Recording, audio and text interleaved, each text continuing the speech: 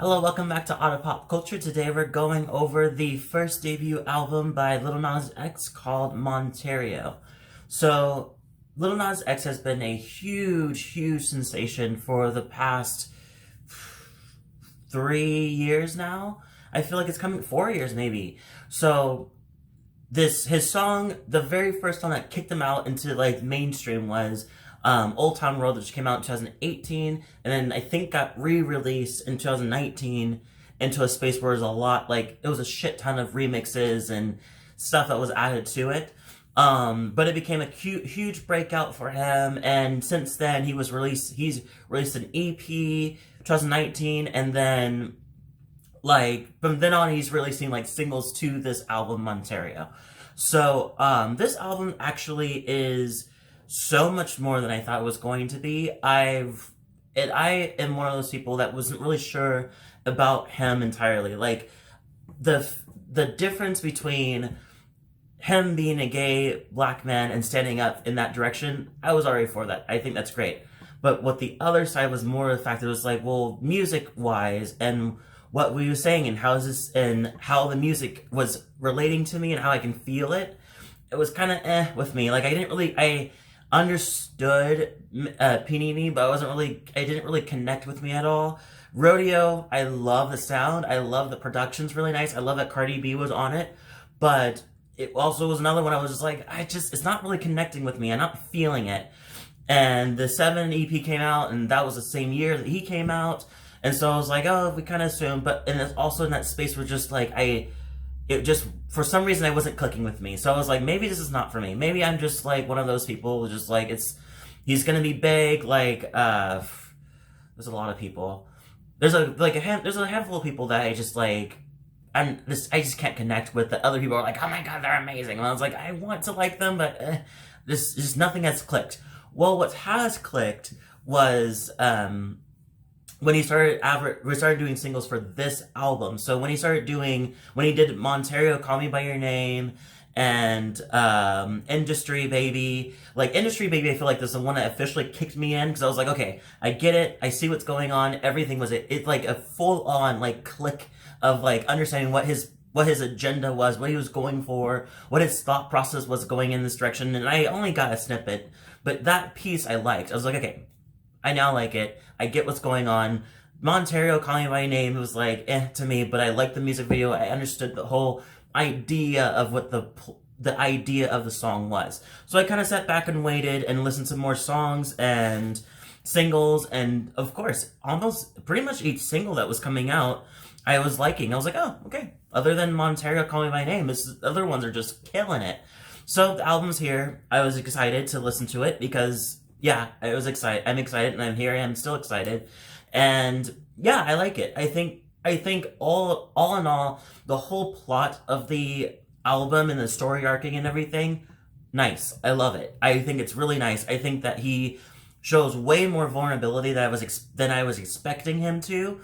And I was actually expecting it to be very like, I made it and I told you I would, and fuck you all, fuck everybody else that thought I couldn't, and everybody else that supported me, good on you, but that's like complete just like, fuck you all, I'm amazing.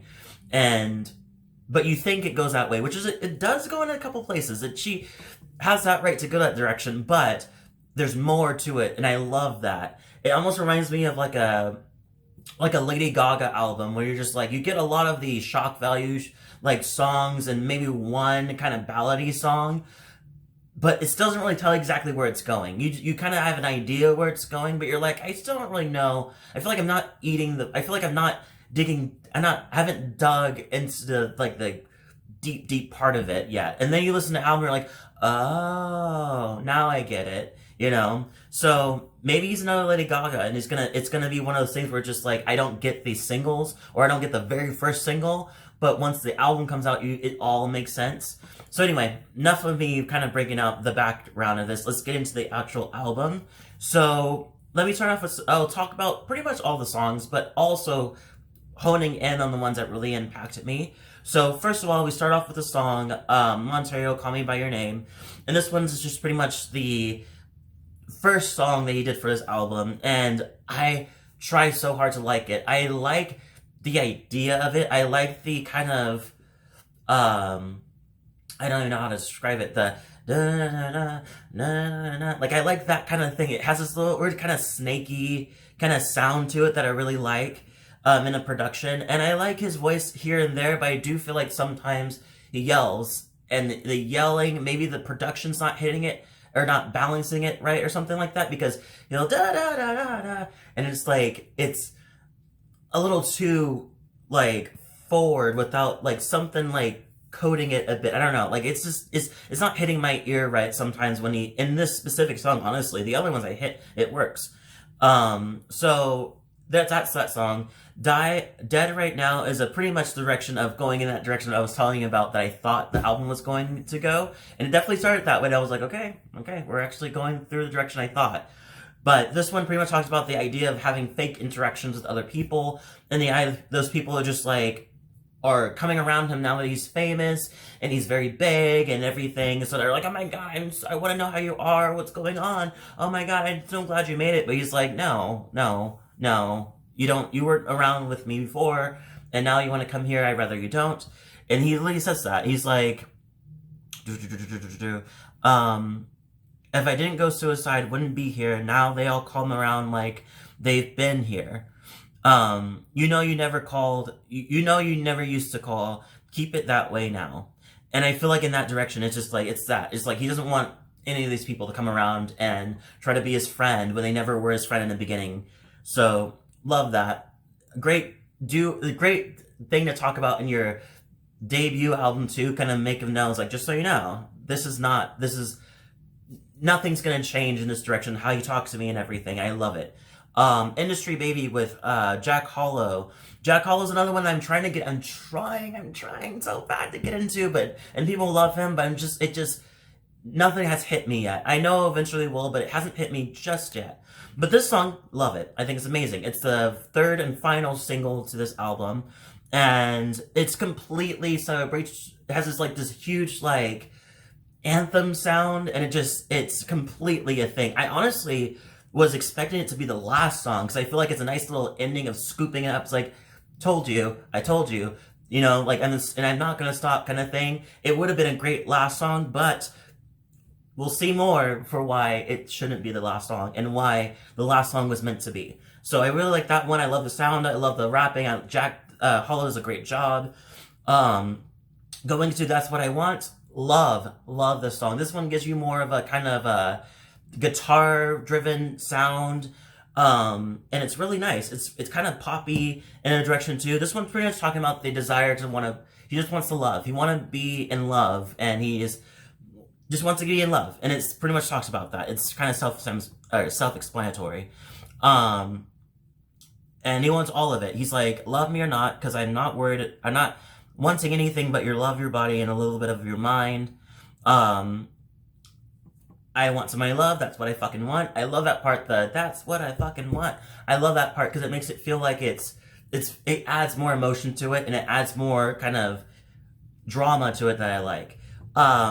The art realization, this one pretty much talking about his doubts of if he's moving ahead in life and who's he doing it for, how does he feel about it. He's like, I've been driving a lot, just driving in life without no actual direction, not heading towards any specific place. It's like, for who? Is it for me? Am I happy? I'm not sure.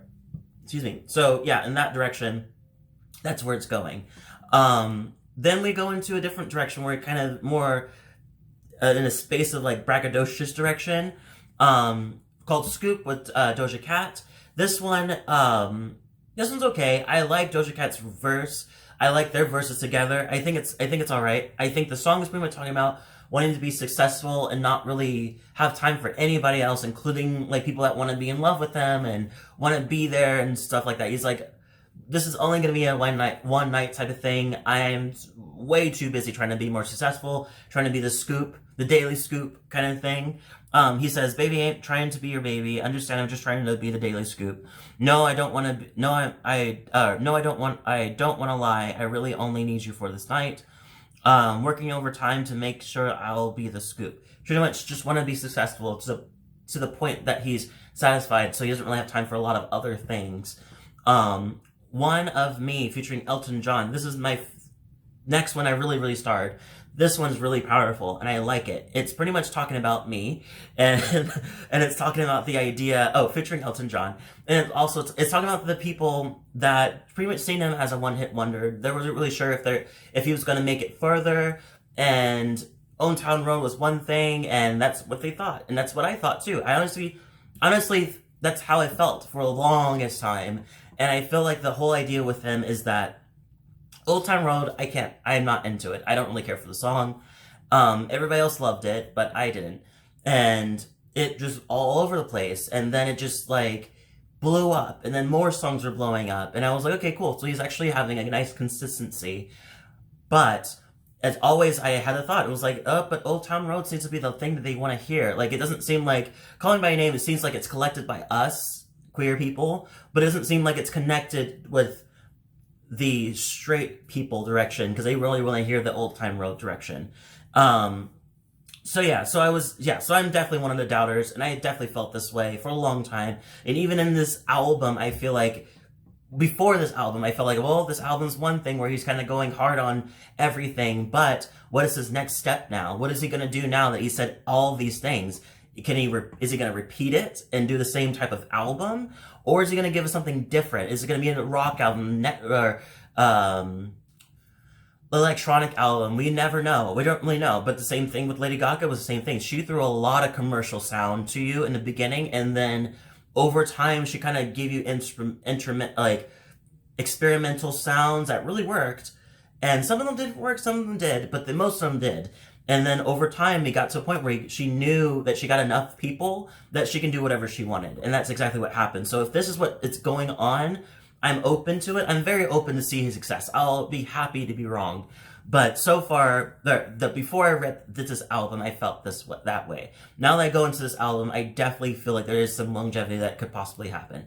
So yeah, but you never really know. You never know. I had people that I was like, you're gonna make it. You're gonna be the number one thing. You're gonna be the next thing. I can tell. And then like it's one album, and then just singles. But nothing's really kind of turning into fruition and coming to fruition. And it's just like, what's going on? Anyway, this song is really good. It talks about that. It's pretty much pointed out directly that, and saying just exactly that. One of me saying, say you're one of me, by saying, please say you're like me, somebody that hasn't made it and that's still struggling and hasn't really made it to the top. And so in that direction, they're pretty much, he's talking from his perspective of the doubters by saying, do this, do that. I have a lot of opinions about your success, but I want you to fail, because if you do fail, then it's a validating my own narrative that this industry is not for everybody, and it's not, and if you work hard, you're not going to get it, and it'll never happen. So if it never happens with you, a gay black man, it'll never happen with me. I can still run with that narrative, but now that it is happening with him, there's not really much of an excuse anymore. It's like, well, yeah, it's now there is a gay black man that's successful, so now it's not you can't live fully in that narrative. But yeah, I really like this song. Elton John's not singing, he's kind of just the piano in it. So I don't really understand the idea of having him featured entirely, because I can barely hear the piano, honestly, unless other than the beginning. But other than that, I still started because I really like this topic of the song. Lost in Citadel. This one is about a one-sided ended relationship. So pretty much in this direction, he is very one-sided, and because he loves he loves her, wrong place. He loves him, but he doesn't love Nas. And now they're at the end of it, and so in this direction is him trying to kind of warp his mind over how this all happened and try to get himself back up. He says this. He's like, I need time to get up and get off the floor. I need time to realize that I can't be yours. I was hoping we could stay together, but we no longer sing the same notes. It's over as rock production, and it's really nice. I love the fact that there's diversity in this. And I remember when I met you, thought the universe sent you. So there's a lot of promise in this relationship that he had, and now it's not it. So he's kind of trying to come to terms with it, and come to terms that this is what it is, so he can kind of move on. I do really like that song. It's very vulnerable. I love the sound of it. Dollar Sign Slime is the next song featuring Megan Thee Stallion. It's a braggadocious theme or anthem. I think it's okay. I think it's okay. I think Megan Thee Stallion's part is very good. I love her verse. Yeah, I'm even not really great on braggadocious. Maybe if you're gonna do a braggadocious song, you have to hit it hard. I don't know. I don't really know what I'm looking for, honestly. But it wasn't connecting to me, and that's all I'm gonna leave it for. Tales of Dominica. So this one is about the dysfunctional family relationships that he's gone through, and especially with his parents and his mom, who was oh, I missed one thing that I wanted to say. Dead right now. If you remember Dead Right Now, pretty much he mentions how his mom was an alcoholic and was a drug abuser, and pretty much had all these things that she said she would quit, but she never did. And so it got to a point where he just like kind of seen her as dead to him, and he would call, because in those spaces where she's super high or she's super drunk, whatever, she would call him, and just pretty much just make him feel like shit by saying, when she gets drunk, she calls a fever, blah, blah. You ain't even that pretty. You ain't helping out with me. God won't forgive you. Pretty much throwing religion on him, making him feel like complete shit for not helping her out when she's the drug addict. She needs to get better herself. And that you shouldn't plant that onto your own son. That's not their responsibility. And on top of that, and just saying all type of shit like that. And on top of that, though, to kind of run an end, he had his father repeat some of the songs, like verses or lyrics back and forth with him. It's going to show that the father also feels the same way. It's like he's not really happy with that direction either. But yeah, pretty much Tales of Dominica kind of touches on that and kind of pulls it more by saying, like, I have no choice. I have to get this right, because I'm not going to go back home and see my mom and be in front of her face like that. You know, he says it, can't go running back home. I can't face her face. Hope my little bit of hope don't fade away. And woke up on the floor. This plastic bed don't blow up anymore. Pretty much this must be in a space where he's trying to make something of himself. And so now, he making something of himself at the time. And so he decides to, and when you're becoming an artist, I don't know where I'm going. When he comes to the artist, you get into the space where you maybe broke for a long time because you're trying to make it. And this industry is not like some like insurance industry or some office job where you just immediately get money, you know? So I think that's kind of a nod to that direction. Sun Goes Down is talking about his younger self that's conflicted with his complexion and his sexuality. And pretty much just like, he had suicidal thoughts. He said, send me a gun and I'll see the sun. But then he has a little hope in the middle of it as he kind of lets all of that like sadness out. He comes back and says, like, I know you want to cry, but there's so much to life than dying over your past mistakes or people who threw dirt on your name. So yeah, I love that. I love that part. And he also reminds you, he's like, and I'm happy. He's like, and I'm happy, by the way. I made that jump, that leap of faith. Pretty much, he said once he came out, he could be his authentic self. So that after that, he realized that he's happy now, because now there's nothing that he's hiding anymore. It's all him now being presented. Void is another one that I really like. It's pretty much talking about his past self again, but kind of talking to him to prepare him for stardom and being famous and everything. He's like, just so you know, things don't look exactly the same. You're gonna have struggle with love, finding love. You're going to have to struggle with trusting people. And there's a part that he says,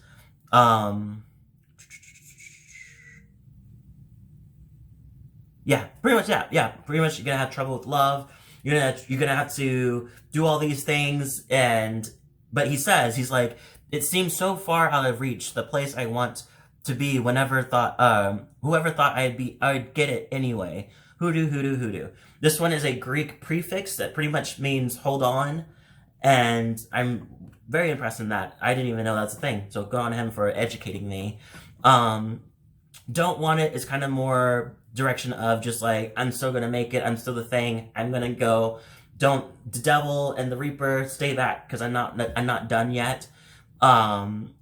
Life After Salem. This one's a slow rock production. I give it so much compliments to that, even though I wasn't a huge fan of the song. This song pretty much talks about the idea of, it honestly feels like it's a continuation of Lost in the Citadel. Pretty much saying, he's like, with the mixture between other people that are coming into his life that he doesn't know what they're there for. He's like, why don't you take what you want from me? I think you should take what you want from me and leave what you want and leave. I can be your part-time lover. Over scars, they'll dance with each other. Or scars will dance with each other. So he knows that this is a complete toxic direction of being with this guy. And so he feels like in this direction that he just wants the guy to just take what he wants and go. And also there's a mix between he wants to still be in a relationship. So he's like, oh, we can be part-time lovers and our scars will dance with each other. Even though it's a weird space where he's like, I know this is not where I should be. I shouldn't have this direction, but this is what I want. You know, this is something we could do, technically.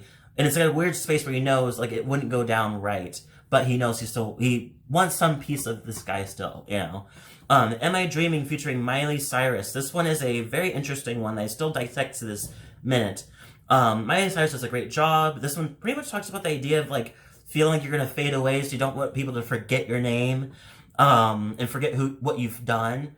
One part I like from Miley was that glitter comes off, battered and blue, but I'm gonna go on. As I sing, I rewrite my song. So she's pretty much saying, like, I've gone through a lot, I've been through this stuff, but I keep on going because I know in the end I'm gonna rewrite my story. Going off from Nas saying, why is every try, every breakthrough, every cry, as I'm sinking, I relive the story. So it seems like she's collecting that direction. It's like, no, rewrite your story, you know? You can reliving it's one thing, but you can change how you feel, how you do things in the future. Like, focus on the future kind of direction. So yeah, I think this album is pretty good. I think that there are some songs that I was like, not really for me. But this album's actually showed way more things that I thought that I didn't even know it's going to show. So I give so much compliments to that. I give this one an 8 out of 10. Leave a comment below, tell me what you thought. If you like this video, hit the like button, subscribe button, notification bell too, so you get more of my videos. And if you have some more things about Lil Nas X, leave a comment below, tell me what you thought about the album as well. Thank you so much for watching, and I'll see you all in the next video.